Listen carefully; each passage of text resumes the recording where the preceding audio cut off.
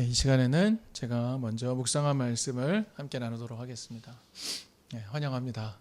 새로운 공간에 어색하지만 함께 와주셔서 감사하고, 무엇보다 우리 날의 의성 얼굴을 볼 수 있어서 귀한 선물로 한 해를 시작하는 것 같아서 매우 감사한 일입니다. 네, 여러분, 대한민국 헌법 아시죠? 헌법의 전문을 보신 적 있습니까? 예전에 기억이 나는데요. 소고기 파동 때 시위를 하고 나가면서 노래를 많이 불렀어요. 그런 노래 중에 이런 게 있죠. 대한민국은 민주공화국이다. 대한민국의 모든 권력은 국민으로부터 나온다. 이거는 헌법 조항으로 들어가서부터 시작이죠. 근데 헌법 전문, 헌법이 나오기 전에 전문, 정신을 담은 전문은 우리가 사실 많이 읽어보지는 않았을 겁니다. 대한민국 전문의 내용들을 잘 살펴보면 대한민국의 건국이념이 무엇인지 알 수 있습니다. 대한민국의 건국이념. 헌법 전문은 이렇게 되어 있죠. 유구한 역사와 전통에 비하는 우리 대한민국은 3.1운동의 정신을 계승하고 4.19 민주이념을 계승하고 이런 등등등등의 이야기로 쭉 되어 있습니다. 눈으로 한번 읽어보시죠. 그런데 우리의 눈길을 끄는 건 결국 최종적인 목적이겠죠. 최종적인 목적. 이렇게 되어 있습니다. 안으로는 국민 생활의 균등한 향상을 기하고, 밖으로는 항구적인 세계 평화와 인류 공영에 이바지함으로써 우리들과 우리들의 자손의 안전과 자유와 행복을 영원히 확보할 것을 다짐한다. 이렇게 되어 있습니다. 안으로는 우리 국민들이 균등하게 삶의 질이 올라가고 행복해지고 자유를 얻고 안전을 확보하는 것. 그렇게 되고, 밖으로는 항구적인 세계 평화, 인류 공영에 이바지한다. 이렇게 되어 있습니다. 근데 학자들이 재밌게 글을 썼더라고요. 인류 공영에 이바지한다라는 정신을 홍익인간 정신이다. 이렇게 얘기를 하더라고요. 홍익인간, 널리 인간을 이롭게 한다. 네, 그런 것 같습니다. 우리나라의 건국이념, 모든 국민의 삶을 보장하고 널리 세상을 이롭게 함으로 모두가 행복한 세상을 만드는 것. 대한민국이 세워진 이유가 이런 거다 라는 사실을 확인하고 나니까 좀 새삼 자랑스러워지기도 하고 그랬습니다. 갑자기 왜 헌법 전문과 건국이념 이런 것을 이야기했는가 하면, 오늘이 바로 예수님의 공적인 삶이 시작된 것을 기억하는 주님 수세주일이기 때문에 그렇습니다. 예수님의 공적인 삶의 시작, 공적인 삶. 예수님의 공적인 삶의 목표는 무엇이었을까요? 예수님의 공적인 삶의 목표는 바로 하나님 나라의 의미를 자신의 민족에게 새롭게 알려주는 것. 하나님 나라의 의미를 자신의 민족에게 새롭게 알려주기 위한 것. 공적인 삶의 의미라고 볼 수 있습니다. 이스라엘은 하나님 나라를 잃어버렸습니다. 좀 더 구체적으로 이야기하면 늘상 입에 올리는 하나님 나라는 있었죠. 하지만 그들은 더 이상 하나님 나라를 상상하지 않습니다. 아니, 그거는 상상에 불과한 거야. 이루어질 수 없어 라고 여기며 살아가고 있는 겁니다. 하나님 나라라는 말을 입에 올리며 살지만 하나님 나라는 가능하지 않다라고 생각하며 사는 거예요. 여러분, 우리 삶에도 그런 게 익숙하지 않습니까? 우리가 이루어야 될 것은 분명히 말을 해요. 하지만 그것은 이루어지지 않아 라고 생각하며 살 때가 너무나 많습니다. 이스라엘이 딱 그런 모습입니다. 그런데 예수가 등장해서 하신 일은 무엇입니까? 하나님 나라가 가능하다라는 것을 알려주기 위해서 예수님은 공적인 사역을 시작하는 겁니다. 그런데 그 사역의 시작이 어떤 거죠? 세례입니다. 세례. 여러분, 이스라엘은요, 좀 주변의 고대 근동의 다른 나라와는 전혀 다른 건국 이념을 가지고 탄생한 나라였죠. 그들이 탈출한 이집트는 어떤 나라였습니까? 강자들이 살아남는 나라, 강자들이 군림하는 나라, 힘으로 세상을 호령하는 나라. 이거 한 축입니다. 이집트였죠. 그러나 그들이 이스라엘에 정착한 이후에도 여전히 그들을 위협하고 두렵게 만들었던 메소포타미아 지역, 그 문명의 힘, 그들의 건국 이념, 이런 건 어떤 겁니까? 힘이 없으면 살 의미가 없어. 강력한 신들의 세상 속에서 인간은 노예로 살아갈 수밖에 없어. 이런 것들이 이스라엘을 둘러싸고 있는 나라들의 건국 이념 같은 것이었죠. 그런데 이스라엘의 건국 이념은 어떤 겁니까?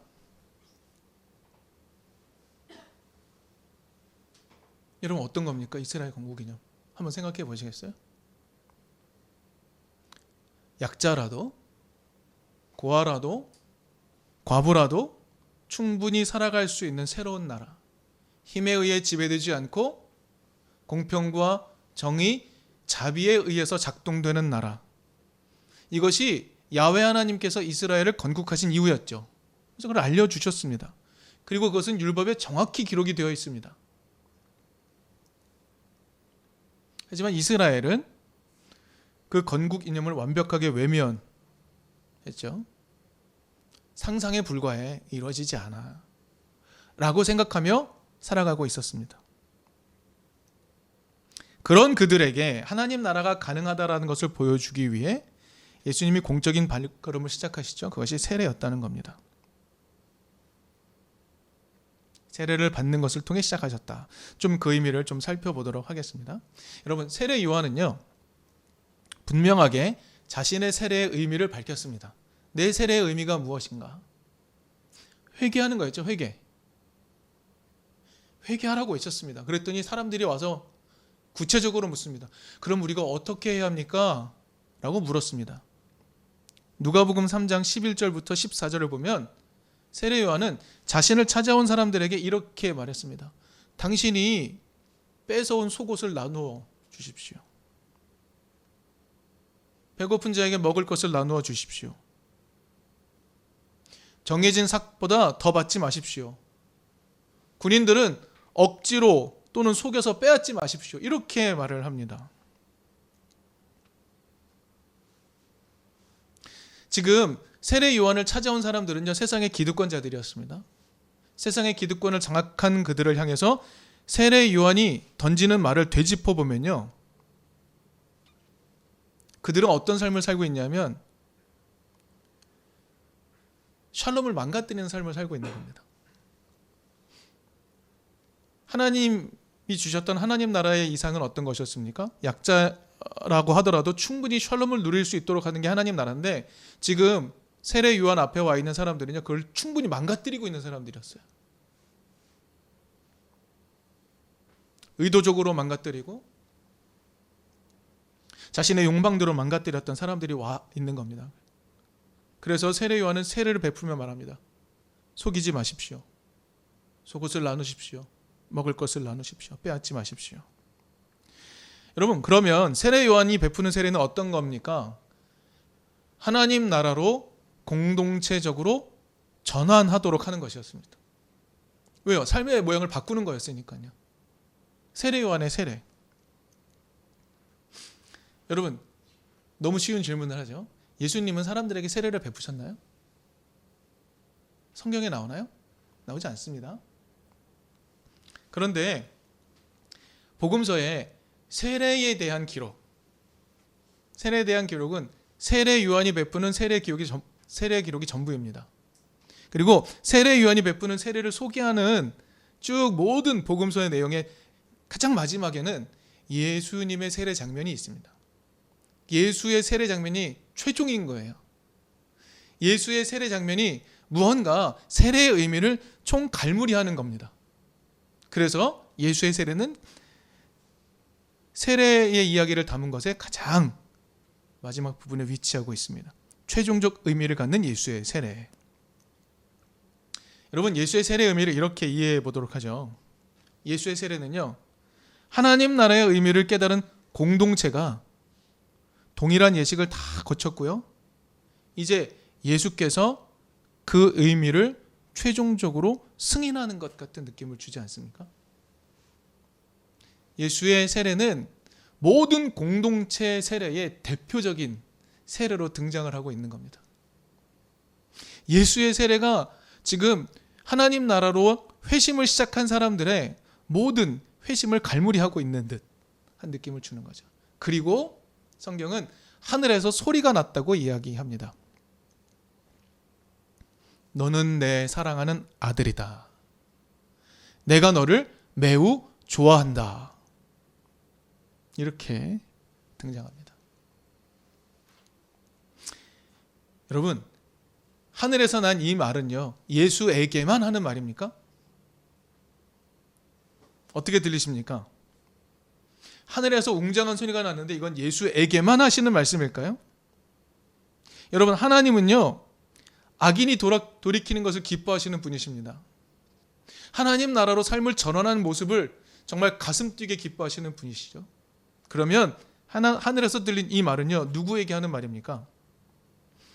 하나님 나라로 전환하려는 모든 사람들의 모습을 하나님은 매우 좋아하신다 라는 것을 예수를 대표로 삼아 상징적으로 말하고 있는 겁니다. 그렇기에 세례 사건은요, 예수의 공적인 사역을 여는 매우 중요한 사건이 되는 것이죠. 이스라엘이 잃어버린 하나님 나라의 건국이념, 아니 이스라엘이 외면해버리고 없는 것으로 치부해버린 그 하나님 나라 건국이념을 공동체가 다시 상기하도록 만들었기 때문입니다. 그 길로 구체적인 삶으로 회개하며 살아가도록 만들었기 때문에 그렇습니다. 그래서 세례를 예수님의 공적인 사역의 시작으로 이해하는 것이 매우 중요합니다. 여러분,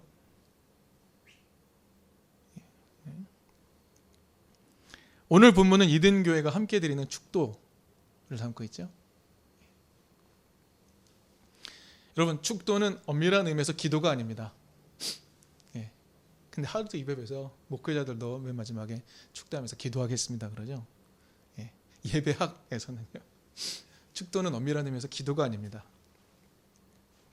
기도는요, 하나님을 향한 탄원, 하나님을 향한 간구, 하나님을 향한 감사, 이런 것들이 내용이죠. 근데 축도는 그런 게 아니잖아요. 축도는 어떤 거냐면 하나님 편에서 정말 신실하게 예배하며 말씀에 순종하며 살고자 하는 이들에게 복을 선언하는 겁니다. 하나님 나라로 회심하는 이들에게 복을 선언하는 거죠.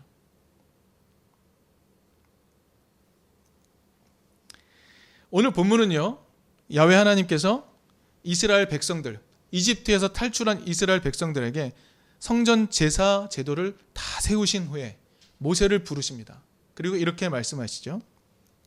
이제 제사장 노릇을 해야 되는 아론과 그 아들들에게 백성을 어떻게 축복해야 하는지 가르쳐라 라고 하는 내용입니다. 다 이제 이집트에서 나왔습니다. 하나님 나라의 건국 이념을 가르쳤어요. 그리고 그 길을 향해 이제 출발하는 거예요. 출발하기 전에 모세가 하나님 앞에 갑니다. 하나님 모세에게 알려주시죠. 아론과 그의 아들들, 제사장 노릇을 해야 되는 그 아들들에게 어떻게 축복해야 되는지 가르쳐라 라고 전달하는 내용이 오늘의 내용입니다. 여러분, 우리가 모세오경을 공부한 지 꽤 오래됐지만 제사 제도는요, 사이가 나빠진 하나님과 이스라엘 백성 사이를 다시 화해케 하는 작업입니다. 다시 한번요. 제사는 어떤 기능이냐면 하나님과 이스라엘 싸웠어요. 죄를 저지르고 잘못했어요. 그래서 그들을 다시 하나님과 화해시키는 작업이 바로 제사라는 겁니다. 제사장은 어떤 사람입니까? 하나님과 이스라엘 백성을 화해시키는 사람인 거예요. 그래서 중요한 겁니다. 이스라엘 백성들은 하나님을 볼 수 없지만 제사장을 통해 야훼 하나님이 어떤 분인지 경험하게 되는 겁니다. 그래서 제사장 역할이 매우 중요한 거죠. 자, 그러면 야훼 하나님은요, 당신의 백성들에게 자신이 어떤 모습으로 비치길 원하셨을까요? 어떤 분으로 비춰지길 원하셨을까요? 24절 너희에게 복을 주시는 분, 복을 주시는 분. 여기서 사용된 단어는요, 강조 능동형으로 되어 있대요. 그러니까 하나님이 정말 복을 주기 위해서 정말 안달이 나신 분이라고 이야기해라 입니다.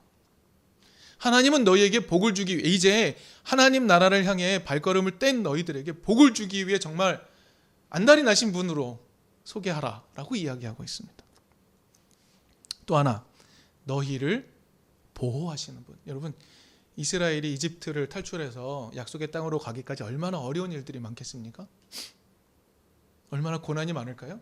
그때마다 보호하시는 분으로 소개하라. 25절에는 이렇게 말합니다. 이런 내용입니다. 야훼의 얼굴 빛으로 너희들을 밝히시는 분. 이건요, 사역 능동, 그러니까 하나님의 얼굴이 이스라엘 백성을 향하여 그들을 밝히 비춰주는 분으로 소개하라는 겁니다. 또 하나, 너희를 불쌍히 여기시는 분. 너희들의 고통을 헤아리고 너희들을 불쌍히 여기는 분으로 소개하라고 이야기합니다. 26절은 이렇게 말합니다. 26절을 원문으로 좀 자세히 해석해 보면 이래요. 야훼께서 얼굴을 들어 올려서 너희들을 찾는 겁니다. 고개를 돌려서 각자의 삶을. 그래서 너희들을 바라보고 너희들에게 샬롬을 주시는 분이라고 소개하여라 라고 가르치고 있는 겁니다. 야훼 하나님은요, 이제 막 하나님 나라의 길을 걸어가기 위해 출발한 이스라엘 백성에게 이런 분이 되기를 원하셨다는 겁니다. 이런 분이 되기를 원하셨다. 이스라엘이 하나님 나라를 향해 걸어가야 될 여정은 결코 쉬운 일이 아닙니다. 어려운 일이죠. 힘으로 호령하는 세상의 틈바구니 속에서 약자들에게도 충분한 삶을 보장하는, 안식을 보장하는 하나님 나라를 만들어가는 일, 결코 쉬운 일이 아닙니다.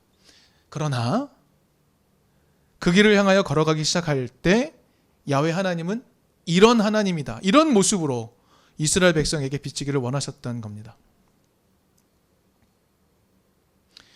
하나님과 이스라엘 백성을 친밀하게 만드는 역할을 해야 될 제사장, 그 제사장은 하나님을 이렇게 소개해야 됩니다. 하나님은 너희들을 외면하지 않으셔. 하나님은 너희들을 늘 돕기 위해 존재하시는 분이셔. 너희들에게 복을 주기 위해 급한 마음을 가진 분이야. 이게 제사장의 축도였던 것이죠. 그리고 그것이 이든교회의 축도입니다. 근데 저는 거기서 오늘 본문에서 26절이 저의 시선을 많이 끌었습니다. 야훼께서 그의 얼굴을 너희에게 들어 올려서 샬롬을 주시기를 바라는 언급.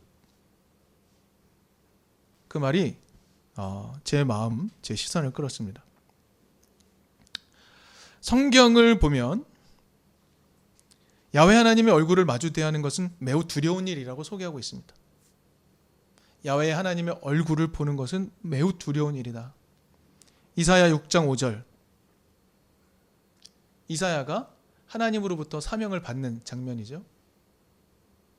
이사야는 성전 제사장이었습니다. 왕궁 제사장이었죠.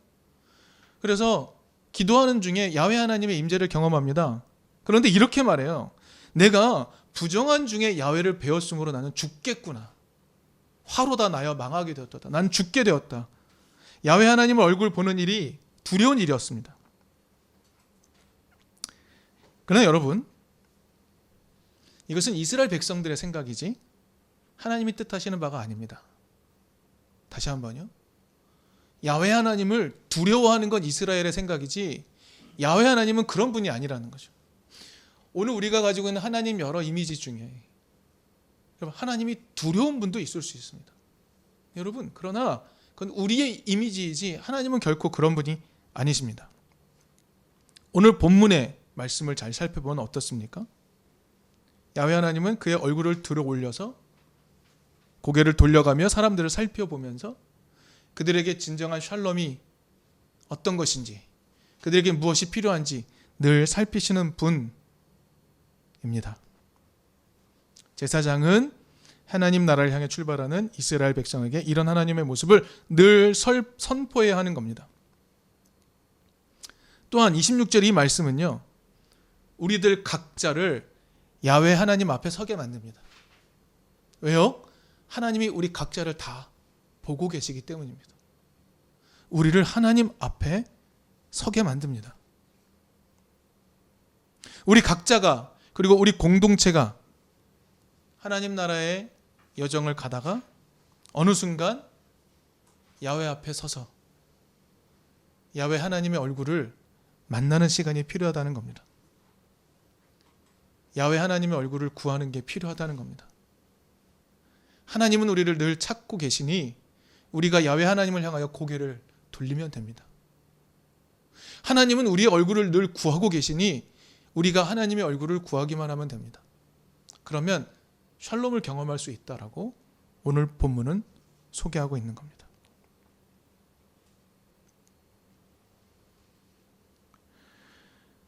여러분, 오늘 본문에 등장하는 야훼 하나님의 모습을 가장 잘 보여주신 분을 우리는 예수라고 믿습니다. 예수는 세례를 통해 자신의 공적인 삶을 시작하셨죠. 그리고 그분이 사역하시는 내내 야훼 하나님의 참모습을 보여주셨습니다. 그분이 가는 곳곳마다 그분은 야훼 하나님이 어떤 분이신지를 제대로 보여주셨죠. 그래서 히브리서 저자는요, 예수를 이렇게 소개합니다. 위대한 대제사장. 대제사장은 한 명이잖아요. 근데 대제사장, 그냥 대제사장이 아니라 위대한 대제사장이라고 소개하고 있습니다. 야훼 하나님과 우리 사이를 완벽하게 친밀하게 만든 분이 바로 예수라고 히브리서 기자는 소개하고 있는 거죠. 그리고 신약 성서는 우리에게 너희들도 제사장이라고 말합니다. 우리도 야훼 하나님의 그런 모습을 세상에 소개할 수 있는 제사장이라고 말해줍니다. 왕 같은 제사장이다 라고 이야기해주고 있는 겁니다. 그래서 우리도 하나님 나라의 여정을 향해 걸어가고 있는 서로에게 축도할 수 있는 겁니다. 그래서 서로를 향해 축복기도 할 수 있는 거죠.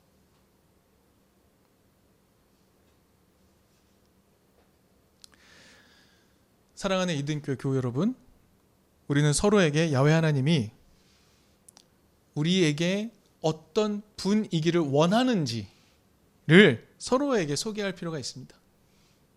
야훼 하나님이 어떤 분이신지를 우리 서로에게 소개하는 거죠. 내가 만난, 내가 쳐다본 하나님의 얼굴을 기억하며 그 하나님이 어떤 분이신지 함께 나누는 것들도 필요합니다. 서로 위로하고 격려하는 게 필요합니다. 주일에 예배 자리에 와서 우리의 삶을 미세 조정하죠. 하나님 나라를 향해 우리를 조금씩 바꿔가는 겁니다. 이 여정이 결코 쉽지 않아요. 그래서 우리는 매일 힘들고 지치다고 이야기하죠. 근데 그때마다 다시금 새롭게 출발하려는 서로에게 하나님이 이런 분이라고 서로에게 축도하는 겁니다. 하나님이 이런 분이시다. 서로를 위로하고 격려할 필요가 있는 겁니다. 이제 2023년이 시작되었습니다. 예배 장소도 새로워졌고 또 예배 장소가 변할지도 모르겠어요. 잘 모르겠습니다. 하지만 새로워졌습니다. 또 새롭게 하나님 나라를 향해 걸어갑니다. 우리가 서로에게 샬롬을 주시는 하나님의 모습, 하나님이 우리에게 어떤 분이시기를 원하는지 서로에게 이야기해 줄 수 있는 우리 이든교회가 되었으면 좋겠습니다.